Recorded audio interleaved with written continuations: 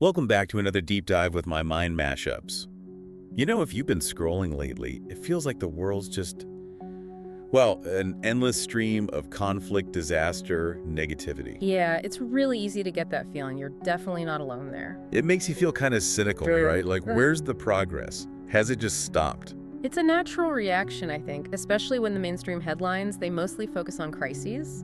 It can really skew how we see things. It makes it seem like, kindness or moving forward, Yeah, it's just vanished. exactly. But what if there's actually a ton of good stuff happening? Quietly, under the radar of those big headlines. Right, and that's what today is all about. We're flipping the script. This deep dive is exploring that hidden good news, those positive trends you don't always hear about. Our mission really is to remind you that real, impactful change is happening. It's like an antidote to all that negativity. So over the next little while, we're going to look at 7 maybe surprising areas of global progress. Yeah, we'll talk about communities stepping up, amazing health breakthroughs, how the planet's actually showing signs of healing. Mental health, too, that huge shift from stigma to strength, Yeah. and tech that's actually got a soul. And even finding unity, in these times that feel so divided. Definitely stick around till the end, because we're going to talk about hope, not just as a feeling, but like a muscle you can actually strengthen. Ready to shift focus. Tune into the good stuff. Let's dive in. And hey, if you find this useful, maybe like it, share it, or subscribe. It really helps us spread this kind of perspective. Okay, so first up, the kindness curve is rising. Now, you might be thinking, kindness. Really? I mean, it often feels like the opposite out there sometimes. It does, yeah. But the data and stories from actual communities, they suggest everyday compassion, organized support. It's quietly trending up. We just hear so much about selfishness, division. Right. But it's more nuanced. There was this global experiment, pretty fascinating actually. Oh yeah, what did it find? It showed people are twice as likely to return a lost wallet than we'd usually predict. Oh, twice. That really goes against the grain, doesn't it? It totally does. It suggests there's this baseline of honesty, of goodwill, that we just don't talk about much. That's a powerful way to think about human nature, actually. And it's not just random stuff either, is it? Like community fridges. Oh, the community fridge movement. Yeah, that's huge. Neighbors just setting up free fridges, on the sidewalk. So anyone who needs food can just take some.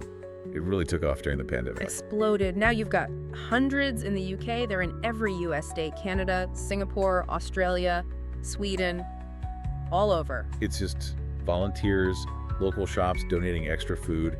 Creates this amazing kindness ripple effect. And that connects to mutual aid groups too. Remember during COVID? Yeah, people just organizing themselves. Exactly. Ordinary folks didn't wait for official help. They just banded together. In Britain, something like 4,300 mutual aid groups popped up since 2020. Millions of volunteers involved. Millions. Yeah, doing everything. Free groceries, rides to the doctor, pooling money for bills, checking on people. It's real people power. And what about formal volunteering? Did that drop off?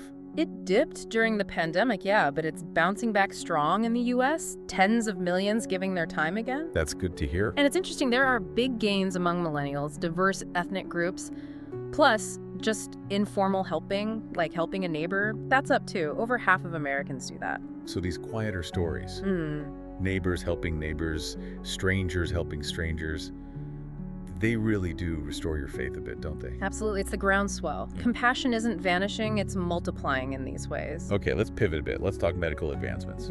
Stuff that's genuinely life-changing, but maybe doesn't get the huge headlines it deserves. Right, health breakthroughs. And some are massive, like the first effective malaria vaccines finally rolling out. Malaria, yeah.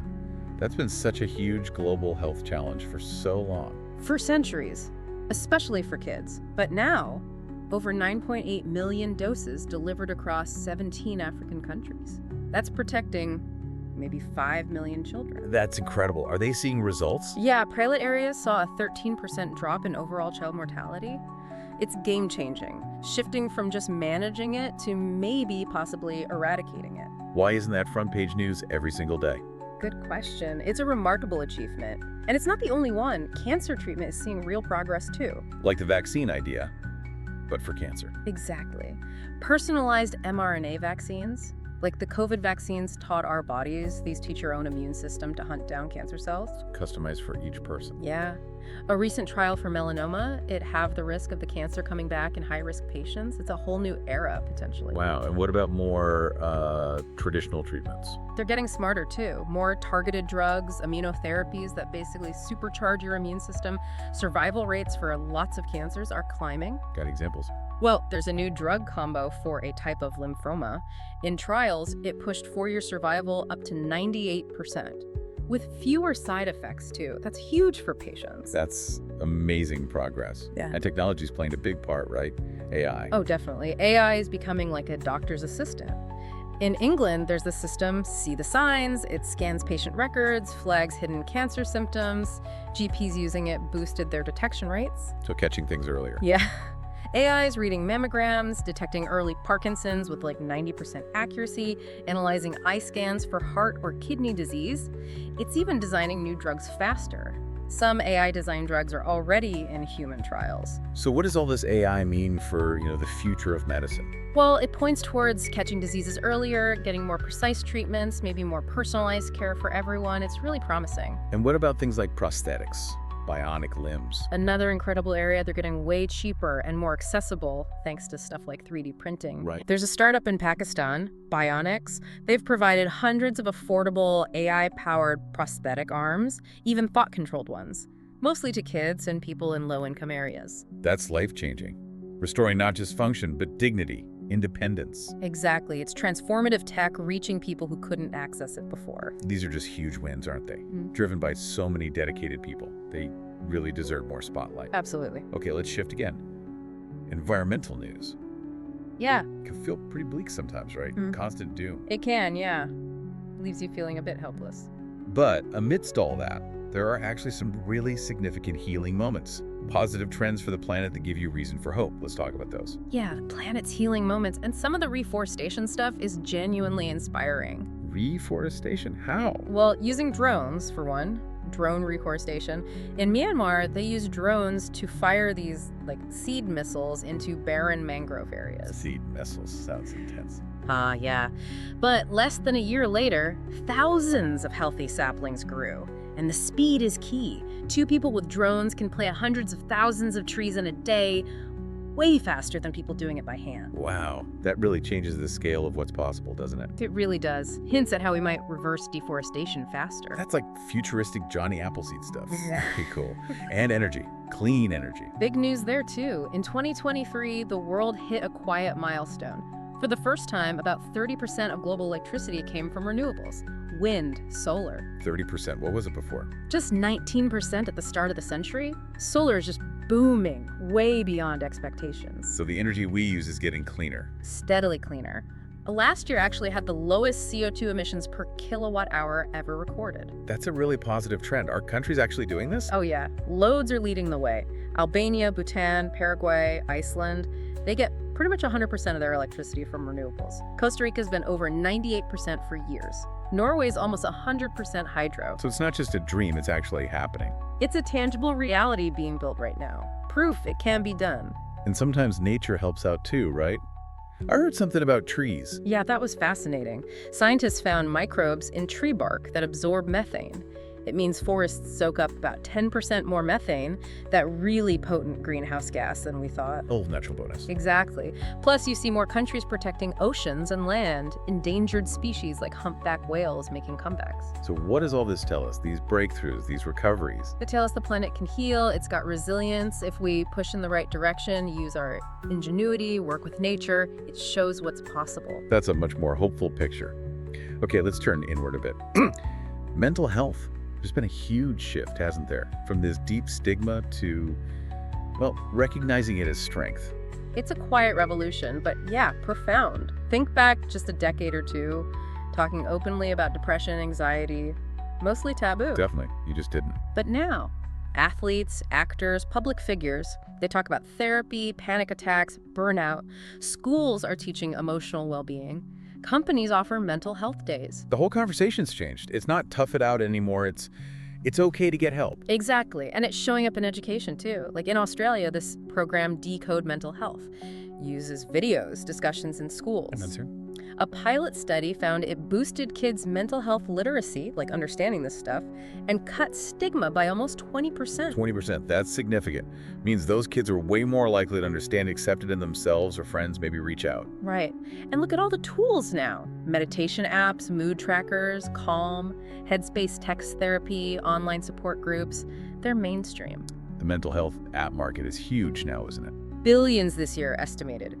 Millions are using these things daily to manage stress, practice mindfulness, connect. It normalizes seeking support, makes it part of everyday life. It really feels like prioritizing mental health is just normal now. Maybe the pandemic played a role. I think it did. It forced more open conversation. We saw crisis text lines boom, more workplace wellness checks, governments talking about funding, the WHO, the UN, they're all pushing nations to prioritize it. So what does this huge societal shift really mean for us going forward? It means, hopefully, a kinder, more understanding world. When we normalize mental health, more people get support, build resilience. It's a fundamentally positive trend. Definitely one to keep championing. Now, something for my inner tech nerd. Tech with a soul. We hear so much about the downsides of tech, right? Privacy, AI fears, profit motive. All valid concerns for sure. But there's this other side too. Amazing innovations designed just to solve basic human problems, to uplift people. Yes, and some of the most inspiring stuff is around basics, like clean water. Take Aqualuz. Aqualuz. What's that? This simple tube uses solar power, just the sun's UV rays to purify rainwater, no electricity needed, lasts 20 years, invented by a teenager in Brazil. A teenager, wow. Yeah, and now it's giving thousands in rural areas safe drinking water. Elegant, low-tech, massive impact. That is seriously cool. And what about accessibility? Making information available. Great example. This 14-year-old kid in the US, Yash, he visited a school for blind students in India, saw they couldn't afford electronic braille readers. They're expensive, right? Very. So he went home and built his own affordable version. Uses vibrating motors for the braille dots. Lets blind students access ebooks, the internet, for way less cost. Imagine the world that opens up, especially in lower income areas. Exactly. That's tech with real heart. And AI is huge for accessibility too. How so? Well, the Be My Eyes app. It connects blind users with sighted volunteers. Now they have Be My AI. AI helping out. Yeah, it uses powerful vision AI like GPT-4 tech. A blind person can take a photo of anything, food label, outfit, street sign, and the AI describes it, answers questions. That offers so much independence. Totally. Microsoft's even using it for their support services now. Says it resolves issues faster for blind users. It makes you think, how else can we harness AI for inclusion? Yeah, and there are other tools too, right? Captioning, speech recognition. Loads. Automatic captioning, apps like Seeing AI or Google Lens, predictive text, navigation help. So these tech for good stories, they show innovation isn't just about profit. It's often about people building tools for people, spreading hope, opportunity. Love that. Okay, next one might feel counterintuitive right now with how polarized everything seems, but it's there. Unity in divided times. Yeah, despite the headlines, you see these powerful examples of collaboration crossing old divides. Like what? Remember the earthquake in Turkey and Syria early last year? Awful tragedy. Yeah.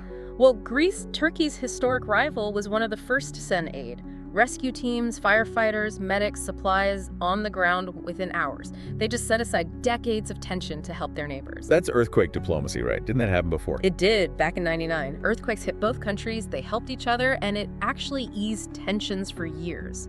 It shows, at a human level, compassion can trump conflict. That's a powerful reminder. And it's not just nations, is it? It's groups, people. Right. Think about interfaith work. Every year, the UN's World Interfaith Harmony Week sees over 1,000 events globally. What kind of events? All sorts. Joint service projects, dialogues, art performances, bringing Christian, Muslim, Jewish, Buddhist groups, sometimes even pagan groups together, building relationships, understanding. It strengthens society quietly. These things don't make the news often, but they're happening. Exactly. And you see former adversaries cooperating too. Indian and Pakistani women's groups working on sanitation, Israelis and Palestinians on healthcare projects, Protestants and Catholics in Northern Ireland running youth programs together. Even when politics are stuck, people find ways. They do. It makes you wonder, why don't these stories get more airtime? Good question, because globally, even with current conflicts, there are actually fewer wars historically now, and Yeah. way more international cooperation supporting refugees, disaster aid, diplomacy. These sustained efforts remind us our common humanity is deeper than our differences. Unity is possible when we choose it. These stories matter. Okay, that brings us nicely to our final section, and this one's really important, I think. Hope is a muscle. Yeah. What we mean is, hope isn't just passive. It's not just something you have or don't. Right, it's something you can actively build, strengthen, like going to the gym, but for your outlook. Exactly. And in a world that feels heavy, cultivating hope might be one of the most vital things we can do. But we're not talking about just ignoring problems, right? Eh. Blind optimism. No, not at all. Yeah. This is active hope. It's a conscious choice, choosing to look for solutions, positive changes, believing your actions matter, that a better future is possible. That kind of hope gives you energy, doesn't it? Stops you feeling helpless. Precisely. It spurs action. And the cool part, focusing on hope, on positive news, it actually impacts your well-being. How so? Psychologists find consuming positive stories genuinely reduces stress, fosters optimism, happiness. It's like mental nutrition. So balancing out the doom and gloom. Yeah. Good news triggers dopamine, that feel-good chemical in your brain, can even lower cortisol, the stress hormone. Makes you feel more empowered, less helpless. And it's like a muscle, because the more you use it, the stronger it gets. That's the idea. Ha. Intentionally notice good things daily, even small stuff, and you train your brain. You start seeing opportunities, not just crises. You cope better because you're reminded positive change is real. So how do we actually do that? Put it into practice? Well, we have a little challenge for you listening. Oh yeah, what is it? For the next week, just try to find one genuine good news story each day. Could be global, could be local. Anything. Read it, absorb it, and then this is key, share it with at least one other person. Talk about it, post it. Yeah, however you like, just put that good news out into your world. Why is sharing it important? Because hope is contagious. Just like negativity spreads, so does positivity. Sharing a good story might brighten someone's day, inspire them. It creates this ripple effect. Ripple effect of positivity, I like that. Plus, saying it reinforces it for you too. Exactly. So after a week of doing that, just check in. How do you feel? Did that daily dose shift anything? Our hunch, and science backs this up, is you'll feel a bit more balanced, more hopeful maybe. You might even keep the habit going. And that would be amazing. Look, the world isn't perfect. Acknowledging problems is crucial. Of course. But as we've seen today, it is also quietly, profoundly getting better in so many ways. People are out there repairing, improving, caring, often without any credit. Recognizing that doesn't ignore the problems, does it? Not at all. It gives us the strength to face them. Hope isn't naive. Hope is power. It keeps us working for better even when things are tough. Well, we really hope this deep dive today here on My Mind Mashups has given you some perspective, a bit of light. Yeah, real change is happening. Big breakthroughs, small acts of kindness. It all adds up. The headlines might not always shout it, but progress is there if you look. And remember, you can be part of it. Even just by spreading hope, refusing cynicism, the world's complex, a work in progress, not doomed. So stay hopeful, stay curious, and take that challenge. One good news story a day. We'd love to hear what you find. And please do like and subscribe to My Mind Mashups for more deep dives like this. You can find us on Amazon Music, Audible, Facebook, Pocket Casts, Spotify, and YouTube. Thanks so much for listening, for joining us on this journey into the hidden good news. Keep noticing the light. Maybe be the light for someone else. Until next time, this is My Mind Mashups, flipping the script, one positive story at a time.